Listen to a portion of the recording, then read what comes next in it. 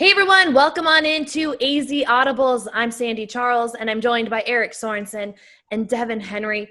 Gentlemen, we are through week 7. We're looking forward to week 8, but first the AIA released their initial Open 8 rankings. There's been a lot of speculation, a lot of arguing. I want to know, who do you have in your Open 8? Eric, let's start with you. Well, I'm just going to cut to the chase. I think, guys, we can all agree on the top, 5 to 6. It's really 6, 7, and 8 where the most debate is going to occur.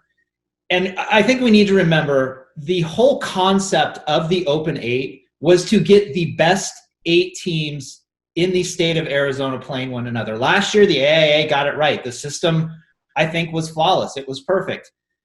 This year, I'm going to make a case for 3-loss Highland to be one of those 8 teams. They play in one of the toughest regions in 6A. To me, their 3 losses are to 3 Open 8 teams when you're looking at Queen Creek, Hamilton, as well as Chandler. And I just think they passed the eyeball test. I saw them against Queen Creek earlier. They didn't play really well, but I talked to some Chandler coaches this past week, and they feel they are one of not just the top 8 teams, they might talent-wise be one of the top 6. Quite frankly, I'll go with anything that Max Preps has in their top 8. Because, I mean, you look back at last year, I think that Max Preps had it right, and they had it the same as the AIA's rankings did. But this year, I don't understand the point of releasing these rankings. So for those of you guys who don't know how the rankings work, it's based on a computer algorithm. But the Open 8 will not be decided purely based on that algorithm. There will be a committee voting upon the top 8.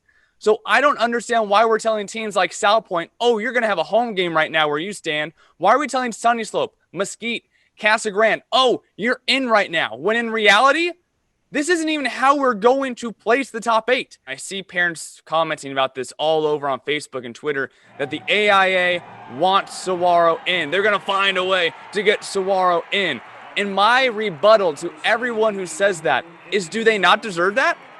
Do they not deserve that over Mesquite, over Casa Grande, over Sunny Slope, Sunrise Mountain?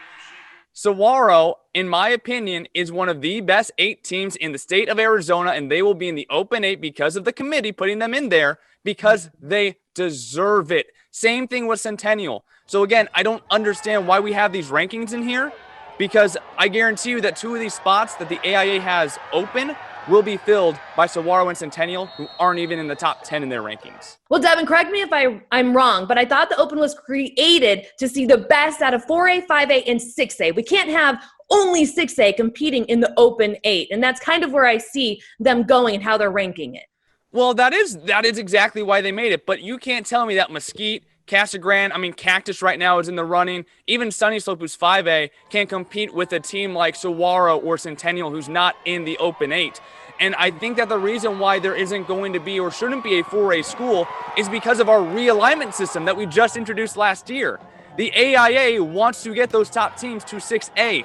Saguaro and South Point both moved up from 4A last year because they were the best teams in 4A. So then I don't understand the idea of including even 4A in this when the goal at the end of the day is to get those good 4A schools into 5A.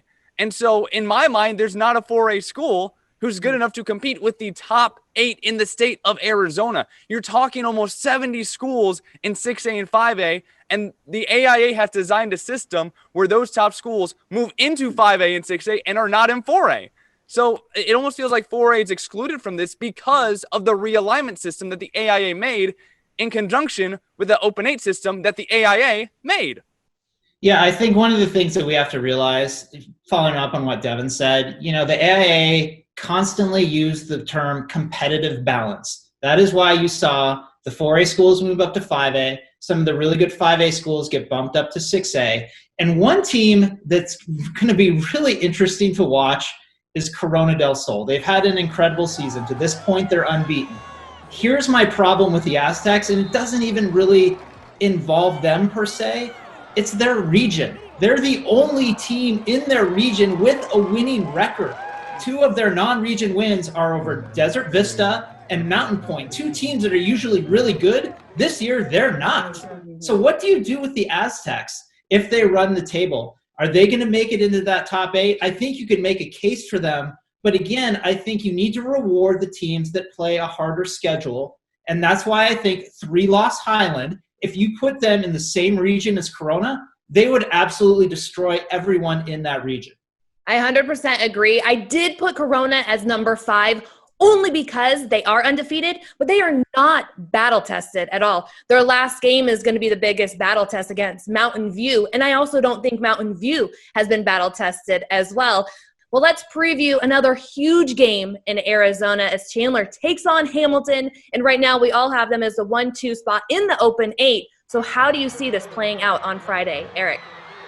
This is going to be the game of the year, in my opinion. I'm not reinventing the wheel by saying that. Obviously, everyone has been looking forward to this matchup. And I think the one thing to watch is how will Hamilton protect Nico Marchio? He has been really good the last 3 games. Against Saguaro, when he faced an elite defense, I know that was early in the season, wasn't good at all. 7 of 16, threw a really bad interception. That Wolves defensive line, when you're talking about Brandon Buckner, Isaiah Johnson, Zion Magalai, they are unbelievably talented and so disruptive. I saw last year's game between Chandler and Hamilton. Nick Arve played the game of his life. 4 touchdowns, really kept Hamilton in it. Nico transferred to play against the elite. Okay, he's going to have his opportunity on ESPN to play, in my opinion, the best team and the best defense in Arizona. And that defense is stout. So I'm also curious to see if this is previewing the Open final championship game. Is this who we're going to see? I don't know, but Friday's going to be interesting. Devin, what do you think about this matchup? Well, I've been able to see both teams. I saw Hamilton last week against Higley, and I saw Chandler against Liberty in the opening week. My favorite part about both teams is that you have 2 of the best quarterbacks in the state in Nico Marchio at Hamilton and Mikey Keene at Chandler, but they both like to get it done using the run game. When you have someone like Eli Sanders on Chandler or a guy like Nicholas Nesbitt on Chandler, or Hamilton has Noah Schmidt alongside Rodney Clemente, which offense is going to shine at the run game, who's going to shine at the pass game? Because I think that they are both going to find a niche on either one or the other against the opposing team. That will fascinate me. How well can they be coached and make adjustments? And that is going to be key this Friday when these 2 teams go up against each other. You guys, this was fun. As we get together again, it's our last weekend of regular season games as we look forward to the playoffs. As always, this was another edition of AZ Audibles. I'm Sandy Charles, Eric Sorensen, and Devin Henry. For more AZ Audibles, head to sports360az.com.